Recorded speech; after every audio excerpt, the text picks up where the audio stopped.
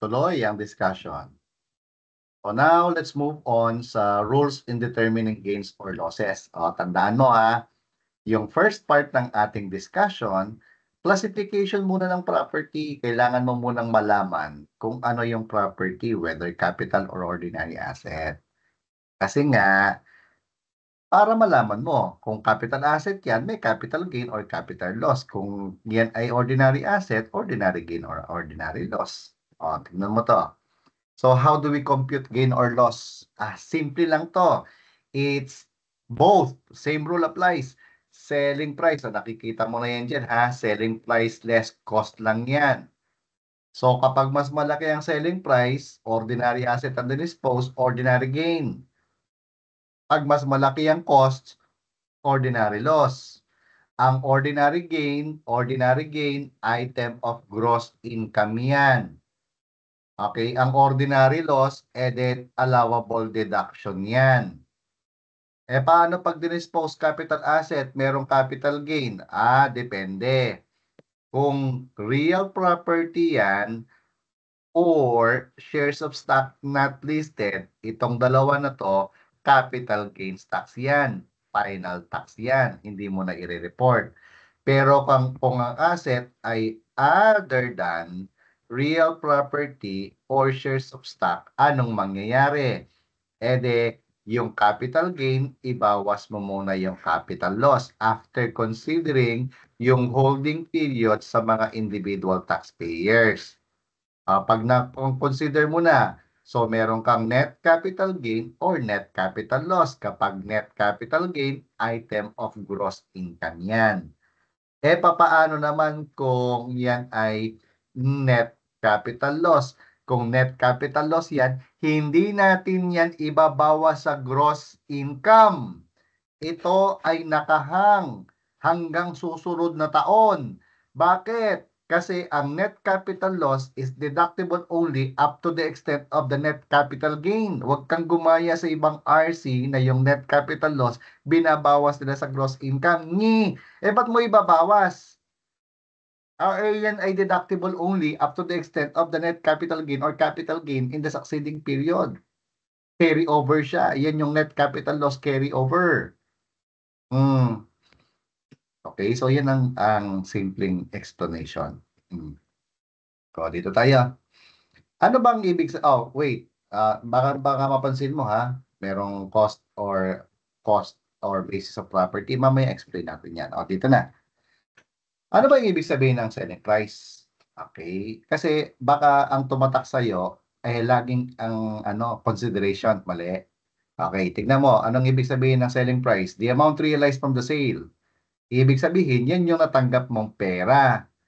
Okay, or other disposition property kasi ang capital gains, okay, ang capital gain or ordinary gain, okay, hindi laging ang disposition ng ang disposition ng asset, whether capital or ordinary, ay hindi laging sale yan.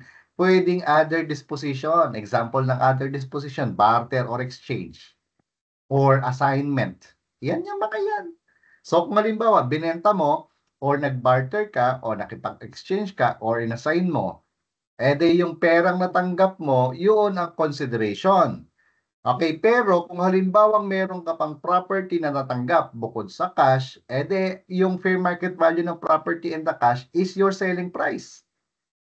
Okay, halimbawa, meron kang sasakyan, nagkakahalaga ng 3 milyon. Ikaw ang merong sasakyan. Tapos, ibebenta mo sa akin ng sasakyan, nagkakahalaga ng, okay, yung sasakyan mo nagkakahalaga ng 3 million. Okay, pagkatapos, sorry, fair market value. Fair market value ng sasakyan mo, benta mo sa akin yung sasakyan.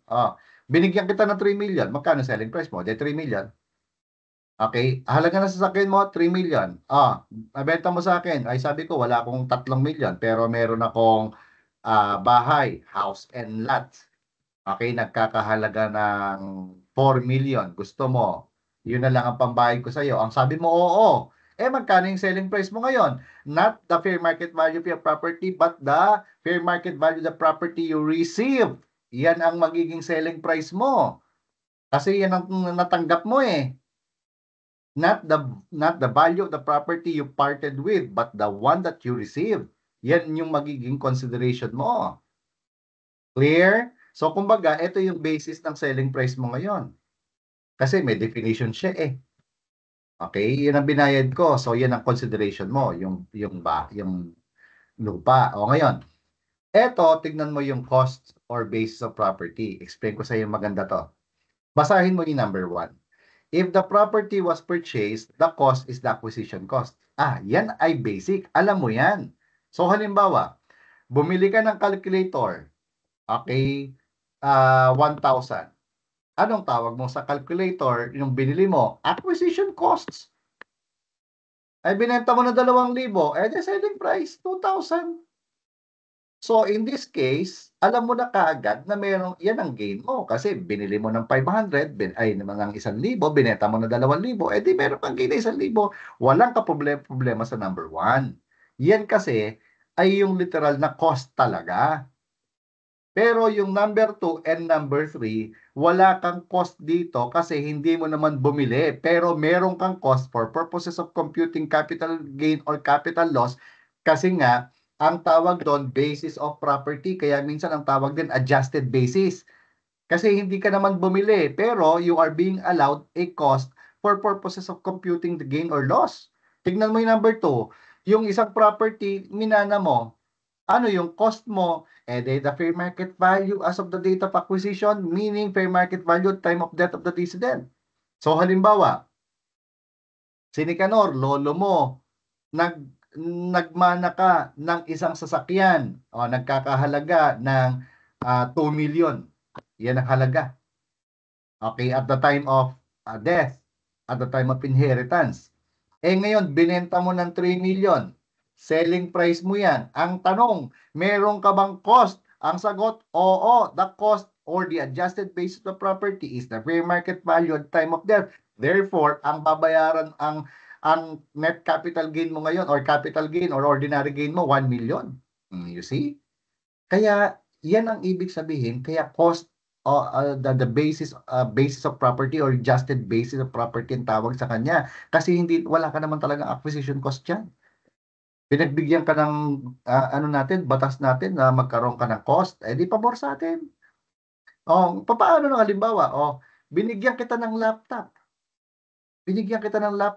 Ang laptop ko, halaga nito 100,000. Binigay ko sa iyo. There's acceptance. We follow the required formality. Ngayon, dinispose mo, selling price mo, 200,000. Ang tanong, meron ka bang cost na pwedeng ibawas dyan in computing the gain? Ang sabi ng natin, tax code natin, the cost shall be the same as if it would be in the hands of the donor. Ibig sabihin, yan yung fair market value at time of donation. Kung dinonate ko sa iyo, halaga nito, 100,000. Example na lang, 120,000 na lang. Yan ang fair market value ngayon kasi ang daming very important documents in my laptop eh. Or the last preceding owner by whom it was not acquired by gift.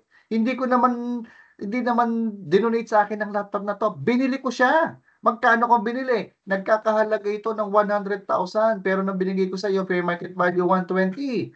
Anong sabi ng batas natin? Okay, the basis shall be the fair market value, whichever is lower tayo dyan. So therefore, ang cost mo ngayon yung 100,000. So therefore, ang gain mo, 100,000 lang din. Akalain mo yun, di mo naman binili, pero binigyan ka ng pagkakataon na makatipid by giving adjusted cost basis of property. Yung number 4, parehas ng number 1 yan. Acquired by purchase yan. If property was acquired by purchase pero mababang halaga lang, ano yung cost mo? Di natural yung acquisition cost mo. Kung magkano mo binayaran, parehas ng number 1 yan. Anong meron, sir, sa number 4? Ito yung number 4 kung bakit hiniwalay yan. Yung number 4 na to, acquired for less than adequate consideration. Halimbawa, meron akong sasakyan, nagkakahalaga ng 2 million. Fair market value, therefore, is 2 million. Binenta ko lang sa iyo ng 100,000. Pwede ba yun? Oo, tuwang-tuwa ako sa iyo eh. Okay? So, ngayon, Binenta mo yung sasakyan, okay, na binenta ko sa'yo ng mura lang. Biruin mo, yung sasakyan ko nagkakahalaga ng 2 million, binenta ko sa'yo ng 100,000. O edi ngayon, anong meron diyan? Eto, nagkaroon ka ng pagkakataong kumita, binenta mo ng selling price mo, let's say 1.5 million. Okay, 1.5 million. Okay, magkano yung cost mo? Edi yung selling price mo sa akin, ayun, 100,000. Okay, so ngayon, ang capital gain, 1.4 or ordinary gain, 1.4 million pesos. Okay? Edi ngayon, anong meron dyan? Anong meron? On my part, binenta ko ang aking ah, property for less than an adequate consideration. Anong meron dito? Edi yung 1.9 million deemed donation yan. Okay? So, titignan mo parati ha. Yan ay any disposition which is less than adequate or full consideration in money or money's worth basically is treated as a donation, deemed donation siya. Okay, kaya nga mag-iingat ka sa mga ganyan. So, ang gain, kung mas malaki ang selling price, amount realized, ibig sabihin nun, kung mas malaki ang selling price over the basis or adjusted basis, ibig sabihin ang cost, kung mas malaki yan, merong gain. Kung baligtad naman, merong loss. Kung capital asset yan, capital gain. Kung ordinary asset yan, ordinary gain. Okay, easy. O, dito tayo, exercises tayo. O, tignan mo to. Compute the gain or loss, mga kapatid, hindi pa tayo nagka-classify ng property ha. Kasi kung ano yung classification niya, parehas lang din naman. It can be capital gain or capital or ordinary gain or capital loss or ordinary loss. Okay, basta ang pinag-uusapan natin dito, hindi lupa, hindi shares of stocks. Okay, so tignan natin to. Number 1, acquired by purchase. Si Nicanor ay bumili ng sasakyan, nagkakahalaga ng 1 million. Anong tawag dyan? Bumili. E di, anong tawag niya dito? E di, acquisition cost yan. Acquisition costs. Diba? O, easy. He sold the same for 100,000. Ay, di, anong tawag doon? Dito. E di, selling price. Anong gagawin mo kapag ang tanong ay i-compute mo yung gain? Simple lang. Sulat mo lang kagad, selling price minus cost lang. Ganyan lang kasimple.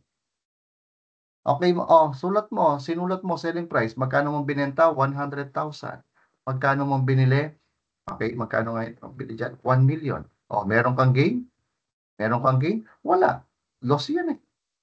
Kung yan ay capital asset, capital loss yan. Kung ordinary asset yan, ordinary loss. Si Nicanor, tignan mo yung number 2. Nicanor inherited a car valued at the time of inheritance 1 million. Tapos currently the market value is appraised at 3 million. Ano ngayon? Binenta ang sasakyan 5 million. Anong gagawin mo? Selling price minus cost lang. Di ilagay mo. Selling price 5 million. Meron ka bang cost? Kung yan ay inheritance, it's fair market value at the time of death. Di 1 million yun. Di ang 4 million, capital gain kung capital asset yan. Ordinary gain kung ordinary asset yan. Di ba? Okay, kanya lang kasimple. Number 3, Nicanor received the laptop, 100,000 by way of donation from Zach. Zach purchased the laptop at 120. Nicanor sold the property. Selling price 150. 150,000. Ano yung cost mo? Fair market value na 100,000 at saka yung acquisition cost, whichever is lower tayo, 100 tayo doon, 50,000 ka dyan. Easy. Okay, Nicanor purchase a watch for only 100,000 where the fair market value is 500. Uy, ang tawag dyan, transfer for sufficient consideration. Binenta niya ng 1 milyon. Jackpot. Binenta ng 1 milyon. Magkano yung kanyang cost? Kung magkano niyang binili, 100,000 lang. Di 900,000 ang kanyang capital, ang kanyang gain. Okay, so anong mangyayari doon sa pinagbentahan niya? Okay, yung 500,000 na fair market value, Okay, binenta lang niya ng 100,000. So, yung 400,000, anong tawag natin doon? Deemed donation. Easy. Okay? So, kung ito ay yung 1, 2, 3, 4, kung yan ay capital asset, capital loss, capital gain, capital gain, capital gain. Okay? Kung yan ay ordinary asset, ordinary loss, ordinary gain, ordinary gain, ordinary gain. Okay, pag ordinary gain, matic item of gross income. Kapag capital gain, ano nga yung gagawin natin? Tignan muna natin kung may capital loss. Kung individual yan, i-consider the holding period. After that, okay, kung net capital gain, item of gross income yan. Gains derived from dealings in property yan. Kung yan ay net capital loss, hingang malalim. Nakahang yan ng 1 taon hanggang next year yan. Okay, pwede natin i-carry over. Ang tawag doon, net capital loss carry over. Babawas natin yun kung meron tayong capital gain or net capital gain the following year. Okay, notes. If a problem stated date of acquisition and date of disposition, yung holding period, tinutumbok niya. Okay, halimbawa, isang asset binili niya ngayon, binenta niya after 2 years. Holding period is implied. Okay, parang sinasabi niya, oy, holding period, holding period, holding period. Parang ganun yan. Number 2, if general rule, pag mas mataas ang fair market value selling price, ang difference is implied donation. Exception, kung ikaw ay may negosyo, pwede mo namang ibenta sa mababang halaga ang binibenta mo. Okay, basta arm's length yan, bona fide sale yan, at saka yan ay no donative intent. Ang mnemonic ko dyan, basta yan ay banned. Bona fide sale, arm's length, no donative intent, walang donor's tax doon. Okay? So, dito naman tayo. Capital gains and losses. Okay? So, capital gain, kapag mas malaki ang selling price, over the cost or cost basis, kung yan ay inheritance or succession. Okay? Inheritance or donation. Capital loss, pag mas malaki naman ang cost kaysa sa selling price. Ang net capital gain naman, kung di ba, parang nag-compute ka na rito capital gain dito, may capital loss. So, ima-minus mo yan. Pag mas malaki ang capital gain, net capital gain. Kung mas malaki naman, net capital loss. Alam mo na to. O, hindi pa minus-minus mo lang. Okay, ngayon, tignan mo yung ano natin dito. Limitation on deduction of capital loss. Ang capital loss can be deducted only up to the extent of the capital gain. Okay? So, kung meron kang capital gain, minus mo lang yung capital loss. Ngayon, yung net capital loss carryover, iba yan sa NOLCO ha. Kapag mas malaki, ito, halimbawa, 500 ito, 300 doon. Anong tawag dito sa 200? Net capital loss. So, itong net capital loss, pwede mong i-carry over sa susunod na taon yan. Pero, hanggang sa susunod na taon lang ha. Hanggang sa susunod na taon lang. Kaya siya short term loss kasi nga, hanggang next year lang. Okay? And it can be carried over up to the extent of capital gain. So, titignan mo yung susunod na taon, meron bang capital gain or net capital gain.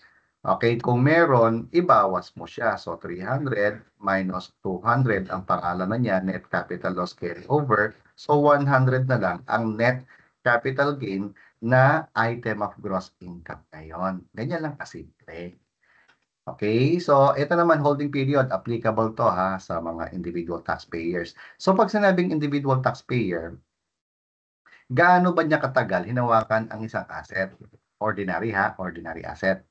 Sorry, capital asset. Gaano ba niya katagal hinawakan ang capital asset? Kasi ang holding period nag-a-apply lang sa capital asset. Okay?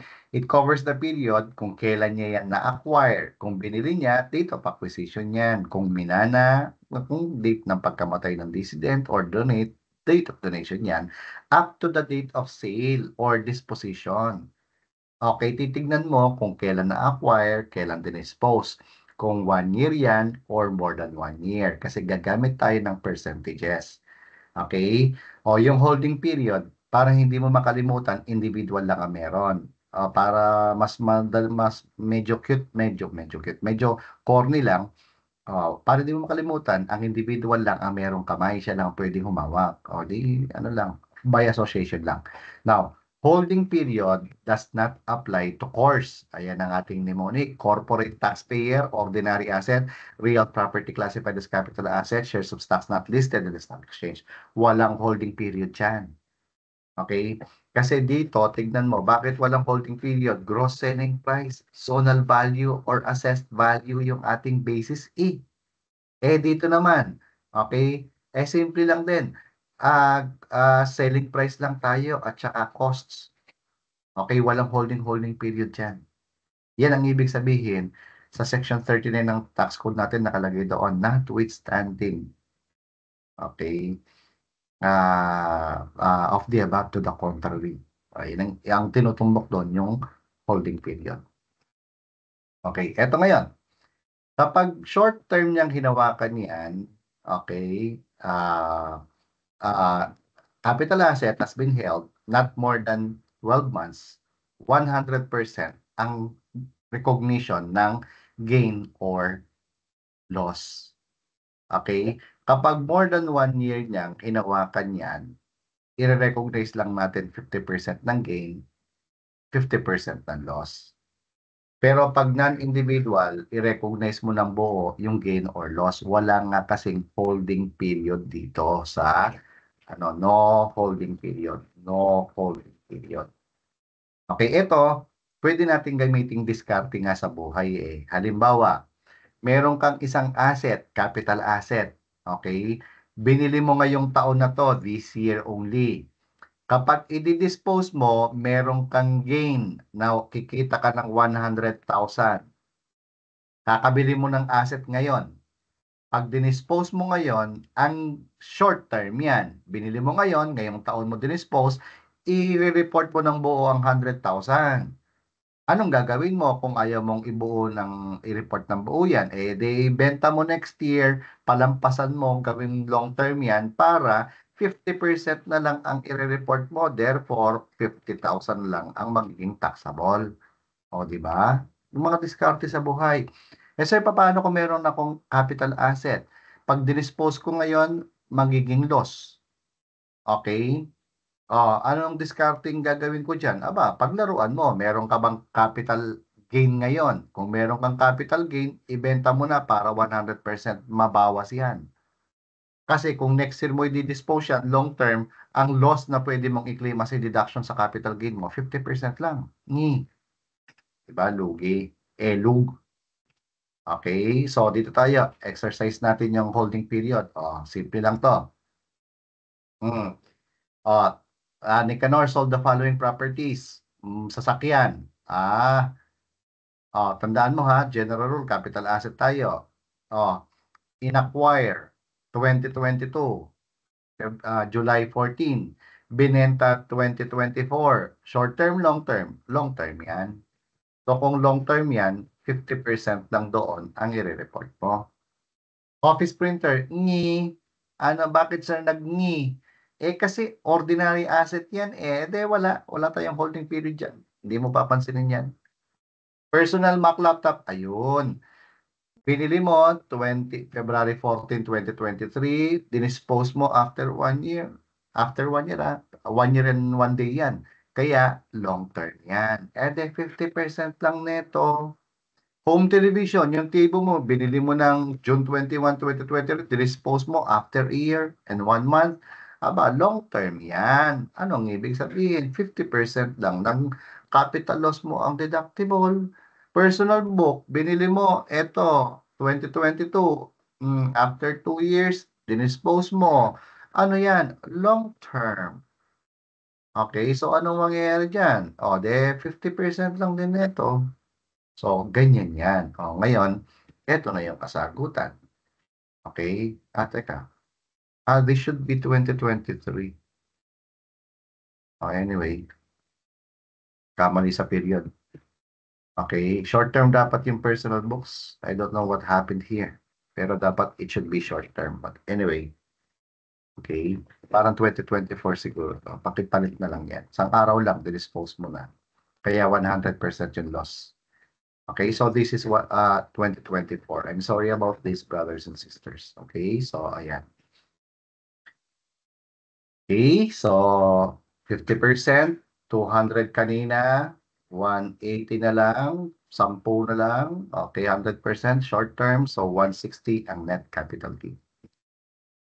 O dito naman tayo, net capital loss carryover. So sa 2020, meron kang net capital loss. Bakit ka meron ng net capital loss? Kasi capital gain less capital loss. So example, parang ganito yan, no? Meron kang 7,000 na capital gain, pagkatapos net capital loss 10,000. Kaya meron kang net capital gain na 3,000. Parang ganyan. Meron kang net capital loss, sorry, na 3,000. So ganyan nangyari ha. O, ngayon. Meron kang capital loss, meron kang capital gain, capital gain, capital loss, capital gain. Net capital gain ha. Anong meron dito? So, ang sabi natin, ang net capital loss pwede mong i-carry over sa susunod na taon yan. Okay? Pwede mong carry over. So, kinarry over mo 2,000. Okay? So, meron ka pa bang babayaran? Wala ka ng gain or na reportable in the succeeding period kasi na-carry over mo yung 3,000. Anong tawag dito? Net capital loss. Anong tawag dito sa 2,000? Net capital loss carried over. Ngayon, meron pang 1,000 na hindi nagagamit. Anong tawag dun sa 1,000 net capital loss? Pwede mo ba siyang i-carry over doon? Ang sagot, hindi na. Expired na siya. So, anong pangalan na niya? Non-deductible loss na siya. Okay, reconciling item yan in computing book income versus tax income. So, dito, ang mangyayari, i-report mo na yan. Item of gross income na yan. Ito, pwede mong i-carry over yan, 1,000. Pag kinary over mo, ang pangalan niya, net capital loss carried over. Net capital loss carried over. So, 1,000 na lang ang gains derived from dealings in property mo na i-report mo as an item of gross income. Ganyan lang kasimple yan. Okay? Mm. Dito tayo. Shares of stocks. Okay, stop. Stop